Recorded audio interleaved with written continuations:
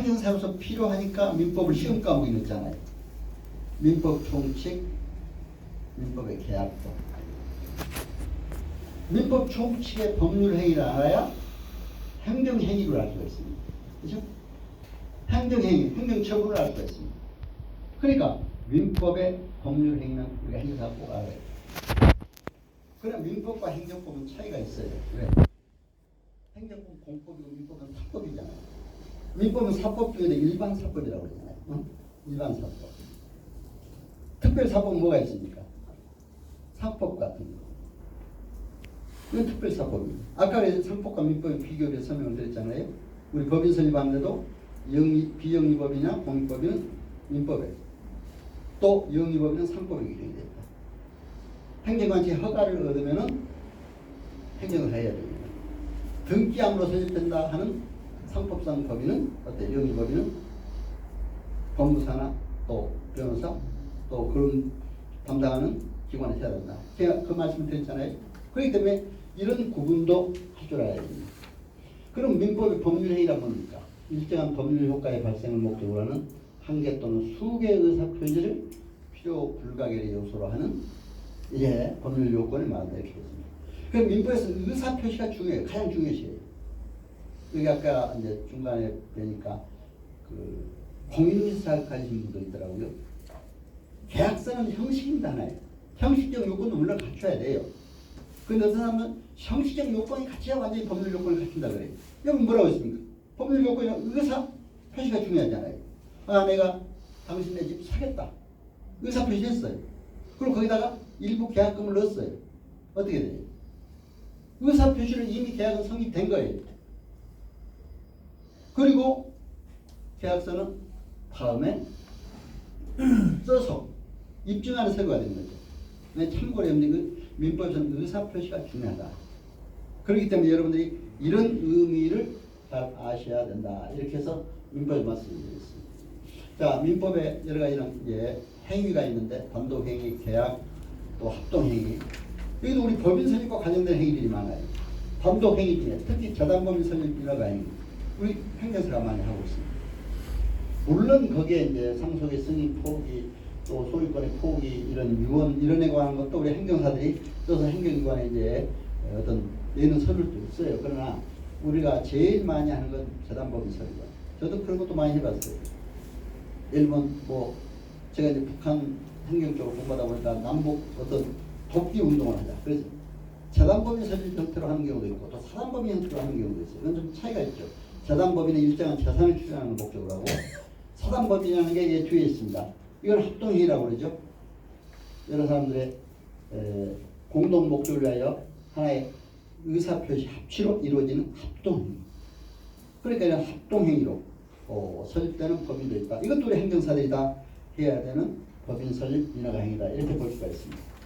그래서 이런 것들을 알고 또 민법에서 이제 계약법이 우리가 중요시한데 이건 계약뿐만 아니라 계약이 14가지 요즘에 그렇게 부르고 있잖아요. 매매, 임대차, 도급, 위임계약. 그런데 우리 행정사는 참고로 아실 것이 위임계약에 대한 건 꼭 아셔야 돼요. 행정사가 고객들이 왔을 때 저는 위임계약서를 처음에 써줘요. 위임계약서. 그래서 저는 이제 이번에 계약서를 쓰면서 바꿨어요. 뭐라고 하냐면 처음에는 전부 계약서 양식이 갑을로 돼 있더라고요. 갑을 그렇게 하면 마치 갑질한다 이러면 안 되잖아요. 우리 행정사들이 국민을 섬기는 직이라는데 안 되잖아요. 그렇게 안 써도 될 거예요. 충분히. 왜? 고객이 우리한테 위임하면 위임자가 되잖아요. 나는 뭐 했어요? 수임자니까 수임. 위임자 쓰면 위임은 수임을 씁니다. 그렇잖아요? 그래서 거기에 우리가 수임 내용 써주고 법인 설립 인허가 이렇게. 그리고 보수는 얼마나 한다. 착수는 얼마 받는다. 이렇게 쓰면 돼요. 그러면 이제 행정사는 성실하게 업무를 추진한다. 또 위임은 고객은 정보를 요구할 때, 자료를 요구할 때 그걸 성실하게 임해줘야 한다. 그런 내용이 주요 내용이에요. 그럼 위임에 대한 걸 알아야 되잖아요. 고객. 그 다음에 이제 일반적으로 많이 하는 이제 우리가 살아갈 때 매매계약이나 임대차 계약이 많잖아요. 아까 공인중개사 자기가 신분도 계셨는데 여러분 제가 한번 질문을 하나 던지겠습니다. 매매계약을 행정사들이 쓸 수 있을 것 같아요? 없을 것 같아요? 매매계약. 한번 답변해 보시죠. 네? 안 돼요? 행정사 쓸 수 있죠. 쓸 수 있다. 또 안 된다는 분도 있고 그렇지 않아. 이렇습니다. 내가 딱 그렇게 정확하게 아셔야 됩니다. 공인중개사가 매매계약서는 당연히 써야 돼요. 그리고 공인중개사는 그 밑에다가 공인중개사 이름까지 써서 전부 책임지도록 되어 있습니다. 그런데 행정사는 모든 계약서를 쓸 수 있습니다. 근데 이제 혼동이 올 수가 있죠. 그러나 중개사가는 중개행위를 하면 행정사가 공인중개사법 위반이 돼요. 중개행위라는 게 뭡니까? 집도 가서 보여주고 가격도 깎아주고 해서 소개해주고 깎아주고 이 중개행위잖아요. 그런 걸 하면 안 돼요. 단순히 계약서 그냥 써주는 거. 써주고 보면 수고했다고 뭐 얼마 주고 그 밑에서 행정사 이름 쓰면 안 됩니다. 왜? 행정사 거기에 뭐 권한은 공인중개사가 그럼 주로 해야 되는. 그러니까 여러분 참고로 그렇게 하시면 돼요. 행정사는 모든 계약서는 쓸 수 있지만 그 행위를 하면 안 된다. 예를 들면 소송 위임 계약을 우리가 써주면 되겠어요? 변호사 해야 되잖아요.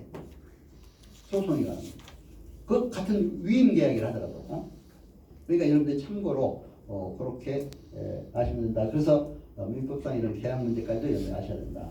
행정법 행정을 필수적으로 알아야 되잖아요. 행정에 관한 공법입니다. 행정 작용 및 구제 조직 작용 구제 그러니까 어때요? 헌법에 해놓은 건 똑같잖아요. 헌법은 국가의 기본 조직 작용을 하는 거. 이것도 어때요? 행정의 조직 작용 구제에 관한 거. 이게 중심이에요. 공법이에요. 행정. 헌법도 공법이잖아요. 민법은 사법이고 일반 사법이고 상법은 특별 사법이라고 했습니다. 자, 그러면 우리가 행정 조직은 어떤 조직? 일반 아까 중앙부처 조직은 내가 설명을 드렸습니다. 지방부처 조직, 각 행정 조직들이 있습니다. 이런 조직들을 우리가 알아야 행정사수 일할 수가 있습니다. 그래서 이런 행정 조직이 중요하다. 행정 작용은 뭐가 있습니까? 자, 우리 공무원들이 저도 공무원 생활했습니다. 여러분 어때요? 행정 처분을 많이 하잖아요. 행정행위. 그 이런 행정행위가 다 행정작용입니다. 이 행정작용이 적법하게 이루어져야 되잖아요. 적법하게 이루어지지 않다면 이게 행정심판의 대상이 되잖아요. 불법, 율법, 부당한 행정처분. 그러니까 이런 것들을 우리가 알아야 한다. 그래서 행정법의 원칙에 법률 유보의 원칙. 반드시 법에 근거해야 됩니다. 공무원들이 반드시 법에 근거해야 되는데 그러니까 행정사들은 공무원들이 법에 근거했느냐 안 했느냐 이걸 찾아내는 게 또 행정사입니다. 그러니까 오히려 공무원보다 더 전문가가 돼야 돼요. 그죠? 또 율법한 것뿐만 아니라 부당한 행위가 있었느냐 권력을 남용했느냐 권력을 일탈했느냐 이런 얘기 있잖아요. 그런 것도 찾아내야 돼요. 행정사들은. 그리고 비례의 원칙. 비례는 뭡니까? 아까 토지보상에서 나오잖아요. 공익을 달성하기 위해서 주택 건축 재개발을 사와요. 도로를 낸다. 그럼 도로를 낸 데서 토지가 너무 수용한 돈 조금 받았어요. 그럼 어때요? 국민의 사익이 너무 침해됐으니까 비례 연출이 받는잖아요. 그럼 여러분들 그런 것도 공익에 비해서 사적으로 너무 침해됐다. 행정심판 쓸 때 이렇게 다 필요합니다. 알아야 되잖아요. 사익이 침해됐다. 그리고 행정자기구속의 원칙. 행정도 이제 선례 구속, 선례 이렇게 됐으면 그런 구속당하는 원칙들이 있습니다. 대부분 판례가 구속당하잖아요. 판례. 이런 문제. 또 이제 행정기관에 적극적 속적 어떤 운동을 하면 그것도 또 국민들한테는 신뢰성이 부여돼요. 그런 걸 또 믿고 했다든가. 부당결국 금지의 원칙. 이것은 어때요? 어디 토지를 제공했는데 거기다가 그 사람한테 특별히 어떤 큰 호텔을 짓겠다든가 이런 걸 결부시키면 안 된다 이거죠. 그래서 이런 문제를 우리가 이런 법률에 관한 행정법의 기본 원칙 이걸 아셔야 또 행정심판 쓰는 건 별도 실습 시간에 자세하게 하게 됩니다. 그래서 이렇게 하기로 하고 또 이제 행정행위란 뭐냐? 행정시행 법안에서 구체적 사실에 관한 법 집행으로 수행하는 권력적 단독행위, 공법행위를 말한다. 민법상의 법률행위는 좀 다르죠. 공법행위. 그리고 물론 여기도 행정기관의 의사표시가 중시돼요. 사인간에 아까 민법 법률행위는 의사표시가 중시되듯이 그러나 권력적 단독행위다. 행정기관 단독행위다. 이걸 여러분들이 명심하시면 되죠. 그래서 개인의 물론 그렇다고 개인을 무시하는 게 아니에요. 서로 이제 권력적 단독행위지만 그러나 개인의 권리를 보호하는 차원에서는 서로 이제 협의가 되고 이렇게 해야 되니까 그렇다. 그래서 이제 행위의 특성, 권력적 단독행위다. 또 행정행위는 여러 가지 법적 합성, 권력 적합한다. 이건 앞에 얘기하고 다 같은 얘기입니다. 그래서 하고 또 행정구제제도의 특성. 이거는 우리가 행정사가 꼭 알아야 돼요. 그렇죠? 행정구제제도에는 뭐가 있습니까? 행정소송, 행정심판, 또 손해배상 청구, 손실보상 청구 이런 것들이 있습니다. 그러면 행정소송은 우리가 이제 관여할 게 아니죠. 변호사들이 해야 되니까.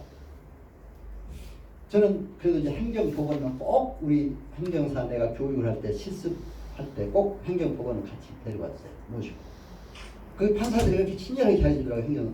행정사들이 왔다니까 공무원 출신들이라니까 아주. 그럼 처음에 우리한테 딱 그걸 보여줘요. 동영상을 한 편 보여줘요. 그래서 내가 이 유튜브 동영상을 자꾸 띄워서 올리고 합니다만 그게 굉장히 지금도 남아요 머리에. 어떤 동영상을 보는지. 우리 행정사 하는 이 업무와 관련된 동영상. 어떤 사람이 술을 잔뜩 먹었어요. 저녁에. 도저히 운전하다는 운전자 면허 취소 기준에 걸리게 되니까 대리운전기사를 불렀어요. 불렀죠. 얼마 이제 요금을 약정하고 갔어요. 갔는데 대리운전기사가 자기가 생각한 것보다 훨씬 멀리 왔거든요. 아 요금 좀 더 달라 그랬어요. 그러니까 나는 못하겠다. 술 먹은 사람. 그래서 그가 화나니까 그냥 운전기사가 내려버렸어요. 그러니까 대리운전기사가 앞에 가서 자기가 운전하려고 하는지 안 하려고 하는지 막 이렇게 핸드폰을 잡아봤어요. 그 순간 경찰이 와서 아까 우리 경찰이 계신 분 그렇죠? 와서 딱 음주 측정을 해보니까 0.18이가 너무 높게 나왔어. 요즘에 취소 기준이 굉장히 강화됐습니다. 그렇죠? 요즘에 그 0.03만 돼도 막 정지가 되고 그렇지 않아요? 지금 많이 강화됐죠. 0.08인가 뭐 전에 0.1 뭔데 지금 그것도 강화됐어요. 굉장히 취소 기준도 강화됐어요. 더 이제 지금 술 한잔만 못하면 걸려요. 술 먹지 말라고 그러잖아요. 걸렸어요. 그런데 이 사람이 행정심판을 했어요. 왜냐하면 왜 행정심판합니까? 음주운전에 관한 것은 이따가 이제 행정심판 전치유가 나옵니다만 필요적 행정심판 전치유가 적용됩니다. 반드시 행정심판을 먼저 거쳐야 행정소송을 할 수가 있어요. 그런 것들이 많아요. 이따 이제 거기 필요적 행정심판 전치유 얘기할 때 또 나오겠습니다만. 그러니까 행정심판을 거쳤는데 행정심판을 졌어요. 왜? 행정심판 질 확률이 굉장히 많아요. 인용률이 그렇게 많지 않아요. 그렇기 때문에 졌어요. 왜 졌느냐? 사실은 가서 이기려면 가서 이제 변호사가 변호도 하고 대리권 가지고 있으면 그렇게 해야 되는데 그게 없으니까 그냥 서류를 쏟아내다 보니까 설명을 할 기회가 없잖아요. 서면으로만 보고 하잖아요. 졌어요. 그러니까 이 사람이 시무룩해가지고 와서 이제 행정소송을 이겼습니다. 진짜. 했는데 소송할 때 입증을 잘 했어요. 대리운전기사 찾아갔어. 나는 이거 운전을 안 하면 도저히 내가 먹고 살 수도 없다니까. 내가 빚도 받고 우리 가정 생활이 위태롭다. 좀 봐달라. 내가 거짓말로 증인 서달라는 게 아니다. 이 자리에서 내가 운전 한 발짝 안 했다는 것만 해달라. 내가 이 자리에서 당신 내려주지는 않느냐. 나 이제 한 발짝도 안 했다. 그래 그걸 자기가 사진도 다 찍어놨을 거죠. 그러니까 그런 걸 항상 잘 해놔야 돼요. 입증 자료로. 그러니까 이제 대리운전 기사가 가서 입증해 줬어요. 행정법원에 가서. 그래서 어떻게 됐겠어요? 그건 우리 행정심판서 인용이라고 하는데 거기서 승소가 됐어요. 그러니까 그냥 기뻐서 날뛰는 거예요. 이제 음주운전 면허를 취소한다 했으니까 다시 살아난 거 아니에요. 그렇죠? 그 행정소송에 판결문에 음주운전 면허 취소를 취소한다. 살아난 거예요. 그럼 막 기뻐서 날. 근데 그 동영상을 보여주더라고요. 우리 행정사하고 다 아주 연결된 거잖아요. 여러분 그러니까 그런 것도 이제 아셔야 돼요. 그래서 행정법원은 꼭 저희들이 이제 갑니다. 이제 행정소송은 행정법원의 변호사들이 하는 업무다. 행정심판은 우리 행정사들이 하기도 하고 변호사도 지금 하고 있다. 그런데 다만 행정사는 현재 행정심판 대리권이 없는 것이 지금 문제라서 지금 앞으로 입법 추진을 위해서는 해야 될 문제다. 이렇게 얘기하고 있습니다. 그래서 이제 이런 행정심판과 행정소송에 관련된 거, 그 다음에 아까 말씀드린 헌법 23조 관련된 토지보상 문제, 또 이제 손해배상 청구 문제, 이런 것들이 이제 보면 행정심판이란 뭡니까? 행정심판이라는 것은 행정상의 법률관계와 분쟁이 있을 때 행정기관이 심리하게 해결하는 것처럼 행정심판은 행정처벌법 부당한 처벌, 그 밖에 공권력의 행사나 불행사 등으로 권리 이익을 침해받은 국민, 그냥 국민의 기본권이 침해됐잖아요. 어떤 권리가. 아까 헌법에 나온 거. 그것 때문에 하는 게 행정심판이에요. 그러면 행정심판이라는 게 주로 아까 취소 심판이 많아요. 음주운전 면허 취소를 취소한다든가. 근데 권리행사는 불행사, 부작위로 인한 이런 것도 있어요. 왜? 내가 인허가를 신청했는데 행정기관이 안 해줬어요. 될 만한 건데. 그래도 행정심판 대상이었어요. 국가유공자를 신청했는데 안 해줬어요. 그래도 행정심판을 하기로 했다. 참고로 이렇게 아시고 그거에 대해서는 이제 자 행정심판 처치 아까 말씀드렸죠? 반드시 행정심판 거쳐야 가는 경우가 있고 안 거쳐도 가는 경우가 있고 그러니까 이제 행정심판은 원래 임의적 행정심판 처치가 원칙입니다. 임의적 행정소송을 먼저 갈 수도 있고 행정심판을 먼저 갈 수도 있고 영업정지 같은 건 임의적 행정심판 처치니까 행정심판 안 거치고 바로 행정소송을 갈 수도 있어요. 그러나 반드시 거쳐야 될 경우는 아까 음주운전 면허가 함께 특별법상 행정심판 경우 여기 있잖아요. 토지 수용 문제, 노동쟁의 문제, 세법상 세무 문제, 공무원 징계 문제 이거 반드시 행정심판 거쳐야 돼. 그렇죠? 여러분들이 참고로 이런 것만 우리 행정사들 그걸 잘 아셔야 이제 업무가 들어올 때 행정심판 할 건가 행정소송 할 건가 이걸 금방 구별할 수가 있잖아요. 그런 걸 여러분들이 잘 아셔야 된다. 대리권 문제는 지금까지 많이 말씀드렸죠. 그래서 이건 대리권이 우리가 문제다. 그러나 우리가 행정사법에도 중앙행정심판위원회 허가를 얻으면 할 수가 있어요. 대리를. 근데 허가를 얻기가 힘들어요 사실. 그래서 앞으로 저도 어디 행정안전부에 계신 분도 계시지만 내가 전에도 그랬지만 이제 앞으로 행정사들이 각 중앙관차에 이런 위원으로 많이 들어가야 돼요. 행정심판위원회 행정사가 들어가야 돼요 앞으로. 그렇죠? 근데 지금 안 들어갔어요. 물론 행정사 제도가 이제 2013년 생겼으니까 아직 법이 미숙하니까. 그래서 이런 위원으로 많이 들어가야 돼요. 지금은 그 이제 법률하는 분들이 많이 법학 교수들 이런 분들이 많이 들어갔기 때문에 우리 행정사들이 아직 안 들어가 있습니다. 그럼 신청해봐야 안 돼요 잘. 그렇지 않아요? 그렇기 때문에 뭐 신청 안 하고 그것도 기다리다가 또 시간이 가니까 안 하고 그래서 하는 경우가 많습니다. 변호사는 뭐 대리권 있다고 돼 있잖아요. 그 다음에 이제 취소 아까도 얘기했지만 무효하게 심판 이건 취소 심판이 대부분이다 이렇게 말씀드리고 또 정부 기관은 이걸 여러분들 꼭 아셔야 됩니다. 행정심판이 있음을 알겠는 날로부터 90일 이내 있은 날로부터 180일 이내 그러나 이번에 코로나 같은 국가 위기 상태 이럴 때 못할 때는 그 끝나고 14일 이내 해야 된다. 이런 게 있잖아요. 지진, 전쟁 이런 거. 요 기간 알아야 됩니다. 저는 실제 업을 하다 보니까 영업정지였던 분이 미성년자를 들여보내가지고 노래방인데 술 한 잔 먹고 신분증 유죄하고 들어왔어요. 이런 신분증도 그런 거 우리가 잘 알아야 돼요. 신분증에 가장 믿을 만한 게 주민등록증, 운전면허증, 또 한 가지 여권이. 근데 다른 거 가져오면 잘못하면 위조할 수 있어요.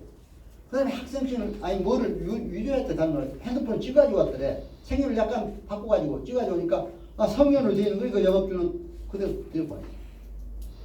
부처가 단속하다 보니까 신분증이 위조된 거거든요. 나이가 미성년자거든요. 걸렸어요. 영업증이 3개월 다녔어. 나한테 왔어. 왔는데 내일 모레 이 기간이 다 끝나요. 한 이틀밖에 안 남았어요. 응? 알게 날도 90일? 그렇잖아요. 그럼 어떻게 해야 돼? 우리가 받아야 되겠어요? 안 받아야 돼. 받아서 처리할 수 있으면 받아야 돼. 그러나 처리할 수 없을 때 받아가지고 만약에 처리하다 안 되면 우리가 잘못 손해배상 청구까지 받게 돼요. 그렇죠? 못하면. 그러니까 여러분들이 이제 행정사로서 하실 때는 보면 국민들이 그걸 당했을 때 절차상의 하자가 있느냐 없느냐 이런 것도 잘 봐야 돼요. 그리고 공무원이 이런 기간에 잘 명시했느냐 그것도 봐야 돼요. 반드시 영업정지 취소 처분을 내렸을 때 거기다 명시해 줘야 돼요. 행정처분이 있은 날부터 90일 이내 할 수 있다. 심판을. 또 180일 이내에 있은 날부터 행정심판 처분할 수 있다. 이런 게 명시해 줘야 돼. 그거 없으면 그것도 행정심판하면 이겨요. 그 사람. 그 절차상의 하자니까. 그죠? 그러니까 공무원은 이 법에 절차상의 하자도 없어야 한다. 그래서 이제 말씀드립니다. 자, 그래서 이제 이렇게 행정심판위원회, 중앙행정심판위원회, 또 서울특별심판위원회 이런 게 있다. 또 행정심판 작성 유의사항은 이거는 여러분들이 이제 다음에 그 실습하면 하도록 할 겁니다. 그러니까 이거 그냥 넘어가고요. 또 행정사법에 대해서는 또 이게 간단히 아까도 말씀드렸습니다. 목적은 제가 설명을 드렸죠. 또 이제 우리가 행정사로 법 개정된 게 2013년도 1월 1일 시행이 돼서 현행 행정법이요. 그 전에는 뭐 옛날에 일본의 경시청령부터 지금까지 오다가 그 전에는 하나의 대서서였죠. 그러다 지금 이제 공식 전문자였던 행정사. 이런 법이 되기 시작해요. 내 교재에 다 이런 게 있으니까요. 그냥 보시면 됩니다. 그리고 이제 이런 행정사법 아까 목적은 설명드리고 2조 이게 중요하잖아요. 자, 다른 사람의 위임을 받아 다음 갖고 있는. 그래서 내가 위임계약서 위임을 받아 했으니까 위임계약서 써야 되잖아요. 그렇잖아요? 그러니까 민법의 계약을 알아야 되잖아요. 그래서 말씀드린 겁니다. 그래서 행정회와 기관에 제출하는 서류의 작성. 여기는 진정서, 건의서, 내용증명 이런 게 많은데 저는 뭐 이런 것도 많이 해봤어요. 사실 내용증명 하나 써주고 저는 굉장히 그때 한번 굉장히 보수를 많이 받았어요. 어떤 사람이 학원을 경영하다 학원을 문 닫게 됐어. 지적당해가지고. 보수를 안 줬다 이렇게 했어. 내가 한번 이 얘기를 들어보니까 협업하는 사람이 돈을 안 내고 같이 협업하다 자기 직원들만 넣어놓고 보수 안 줬다고 노동부에 고발한 거예요. 바로 이게 왔어요. 그게 내가 그때 어때? 너 노동부에 관한합니까? 노무사도 가봐. 그러면 안 되잖아. 내가 해결할 수 있는 데까지 해주겠다. 그래서 내용을 써서 행정기관에 보낸 거는 행정사 할 수 있으니까 네? 써서 보내줬어요. 보냈더니 뭐라고 하는지 알아요? 잘 협의해서 잘 해결하라고 했어요. 그래 그 사람한테 당신 말이야 왜 협업한다 그러고 투자도 안 하고 해놓고 직원만 해놓고 말이야 고발하느냐 말이야. 그거 안 되잖아요. 해가지고 서로 좋게 해서 다시 살아는. 근데 뭐 굉장히 사례금도 일반 내용명 쓰는 것보다 더 하고 막 식사도 맛있게 대접해주더라고요. 그러니까 성실껏 잘해주면 다 대접받으면 대접받고 또 그래 보수도 그렇죠? 그러니까 여러분들 그걸 참고를 하시고 여기 있다는 걸 아시면 또 권리금에 관한 사실증명에 관한 서류 응? 아까 계약서라든가 이렇게 작성하게 됐어요. 아까 계약서도 하게 되고 사실증명에 관한 서류 어떤 사실 증명한다든가 아까 또 사실 확인한다든가 부동산 시세 확인서라든가 이런 걸 해줄 수가 있습니다. 또 인허가 업무에 대리 할 수가 있어요. 그러나 여기도 이제 사전 대리권을 할 수가 있는데 사후 대리권이 없으면 문제예요. 인허가를 신청한 건까지 대리를 해줄 수가 있어요. 그런데 인허가 안 내줬다. 국가기관의 부작위로 인한 인허가 불허. 그럼 어떻게 돼요? 그 허가 조건이 다 되는데도 안 해줬다면 그때 행정심판에서 그 심판 대리권이 없으니까 그때가 이제 좀 문제가 돼요. 그래서 이런 게 우리가 행정심판 대리권을 있어야 된다 해서 말씀드립니다. 그 다음에 이제 사실조사. 이거는 또 사실조사에 관한 그런 또 별도 시간에 여러분들이 자세히 배우실 겁니다. 그래서 이제 이런 업무들이 있다. 그리고 이제 행정사가 아닌 사람에 대한 금기. 물론 우리 행정사 업무도 변호사나 노무사나 공무원은 할 수 없어요. 그렇죠? 우리도 다른 자기사의 업무를 할 수 없듯이. 그러니까 여러분 이건 이제 다 참고로 하시면 되고요. 또 이제 의무와 책임, 업무를 성실히. 이것도 민법상 신의성실의 원칙을 우리가 적용해야 된다. 그리고 이제 신의성실 원칙에 따라서 인사를 위임하는 데인데 특별한 사유 없이는 위임을 거부할 수 없다. 예를 들면 특별한 사유라는 게 어디 뭐 출장 갔다든가 아파서 병원에 입원했다. 그러면 행사와도 업무를 거부할 수 있죠. 그러나 그렇지 않은 경우는 웬만하면 다 해줘야지. 그런데 여러분 내가 모른다고 아이 나 몰라요 하고 안 해주면 됩니까? 그럼 행사하지 말아야지. 그렇죠? 어떤 어려운 일이 있어도 해준다고. 나는 처음에 행사 개업했을 때 어떤 업무가 든지 알아요? 한 번도 출입국 업무에 해본 적도 없고 기간에 있어본 적도 없어요. 베트남 여인이 우리 한국 남자와 결혼을 했는데 국적 지도에다 나왔어요. 내가 아니 나 모르니까 돌아가서 하면 되겠어요? 그러면 행사 하지 말아야죠. 그렇다고 그때 야 틀림없이 해준다 그러면 또 잠깐 못해주면 사기에 걸려요. 그래요. 내가 하여튼 최선을 다해서 노력해보겠습니다. 그렇다고 내가 모릅니다 막 이러면 안 되잖아요. 모르니까 내가 다시 한번 연구해보자 이러면 안 되잖아요. 행사 권위가 있어야죠. 그래서 이제 저는 그랬어요. 내가 하여튼 최선을 다해서 해볼 테니까 2, 3일 후에 정식으로 위임계약을 체결했습니다. 그래서 말씀드렸어요. 그러고 나서 그때 출입국관리법 국적법을 달달 외우다 싶었어요. 거기 시행령 시행규칙까지 달달 외우다. 그게 다 답이 나와요. 외국에 들어온 사람이 3년 이상 돼야 되고 3천만 원 이상 뭐 어떤 보증금이나 현금 예금 증서는 있어야 되고 뭐 또 본국에 범죄 경력이 없어 이런 게 다 나와요. 시청하십시오.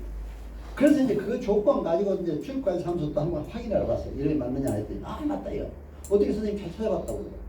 그러더니 또 가니까 우리 공시자 출신이라고 그러니까 막 대접을 잘해줘요. 다 이양식 써오라고 그러세요. 그거 써서 가져와서 설명을 했어요. 아니 여태까지 행정사님들 가는데 이렇게 잘 설명해 주신 행정사님 처음 봤다고 당장 계약하자. 네? 여러분 내가 알아서 있습니까? 여러분 어떻게 하실 거예요? 행정사 처음 만나면 전혀 모르는 업무들이 많이 들어와요. 그렇죠? 그러니까 이런 것도 우리가 그렇게 지혜롭게. 그래서 법을 알아야 된다. 그러니까 법을 먼저 찾아야 돼요. 그런 걸 알아야 돼요, 여러분들. 예를 들면 영업정제에 관한 거다. 아, 음식물에 관한 거, 유흥에 관한 거, 뭐 이런 게 노래방 산업에 관한 여러 가지가 많잖아요. 그런 것들을 찾아야 돼요. 그렇죠? 도로교통법, 음주운전자, 국가유공자에 관한 국가보훈대상자에 관한 법, 뭐 이런 걸 벌써 찾고 시행령, 시행규칙까지 있다 보면 다 답이 나옵니다. 여러분 아시겠어요? 그래서 먼저 법률을 잘 알아요. 그래서 내가 오늘 이 시간은 여러분 이렇게 법률하는 걸 얘기하는 겁니다. 네. 아까 그 선전에 행정사 업무에 알선을 업으로 하는 자를 이용하거나 아 그래, 좋은 거 질문하셨어요. 네. 절대로 우리가 어떤 쉽게 얘기하면 브로커라든가 그런 역할을 하면 안 돼요. 누구 뭐 이렇게 뭐 한다든가. 어? 행정사가 행정사한테 소개할 때 아 그런 건 할 수가 있죠. 그게 돈을 받았을 때 업으로 한 거잖아요. 아니 그러니까 이제 그거는 그냥 해주고 마찬가지죠. 다 해주고 그 소개한 사람한테 얼마 준다 그런 거는 구체적인 거고 또 이제 표현할 때 누구 소개하면 또 그렇잖아요. 공중에서도 서로 공동 중개하면 그쪽에 소개해서 하면 또 그렇게 돼요. 그러니까 그거는 관례적인 문제고 법적인 문제를 여기서 이제 얘기하는 겁니다. 그러니까 관례로 그건 뭐 충분히 서로 그렇게 협의해서 할 수가 있습니다. 그러니까 너무 이제 여기에 딱 그 7초 생각 마시고 그건 내가 이따가 또 한번 구체적으로 얘기할게요. 그러니까 너무 그런 걱정 마시고 예. 그래서 예. 그리고 이제 업무 처리고는 반드시 작성해. 내가 이제 항상 6월 말 7월 달 되면 나는 이제 서초구에 있으니까 서초구청에서 날라와요. 업무 처리고 작성해 달라고. 전년도 7월 1일부터 6월 말까지. 그럼 거기에 업무 처리 내용, 수임, 액수, 뭐 얼마, 날짜 이런 거 써서 내립니다. 그러니까 작성해 놨다가 제출해 달라면 또 제출해. 그러니까 평소에 그 쓰려면 메모라도 해놔야 돼요. 업무 일지. 그렇게 해놔야 여러분들 할 수가 있습니다. 그래서 참고를 이렇게 하시면 됩니다. 자, 이렇게 해서 이제 행정사법에 대해서 대충 얘기를 했고, 이제 지금, 이전에, 이건 이제 행사과에 가면은, 어떤 여러분들이 이제 이 법을 받고 나면은, 교육을 받고 나면은, 이제 여러분들이 바로 실습까지 하고 나면 이제, 광역시도단체장 명의로 수료증이 나옵니다. 그때 이제 수료증이 나오면 여러분들이 행사 바로 할 수 있어요. 행사 이제 임대차 계약서나 여러분들이 장소를 얻어가지고 구청에 신고하면은 바로 나옵니다. 나오면은 반드시 또 사업자 등록까지 해야 돼요. 그래야 행사를 할 수가 있습니다. 해가지고 행사를 할 때는 여러분들이 뭐 장소도 다 중요해요. 여러 군데 뭐 중요하지만 그러나 요즘 유튜브 온라인 시대이기 때문에 장소에 관계없이도 꼭 홍보만 잘하면 그렇죠? 유튜브라든가 온라인 블로그 홈페이지 이런 것만 잘하면 든든 그런 걸 통해서 다 옵니다. 저도 뭐 유튜브 통해서도 많이 얘기를 하고 있습니다. 그러니까 여러분들이 그렇게 아시고 사업을 안 됩니다. 그래서 여기서 제가 이제 블로그 유튜브 이런 것도 관계를 해야 되지 않느냐 이렇게 여러분들이 넣었습니다.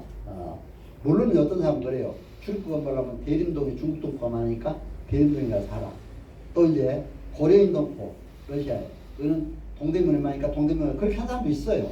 물론 그쪽이 편하죠. 또 음주운전 관계는 경찰서 앞에서 한다. 뭐 이런 또 몇 가지 그 기준이 있습니다만 그러나 지금 온라인 시대이기 때문에 어디서나 이게 할 수 있다.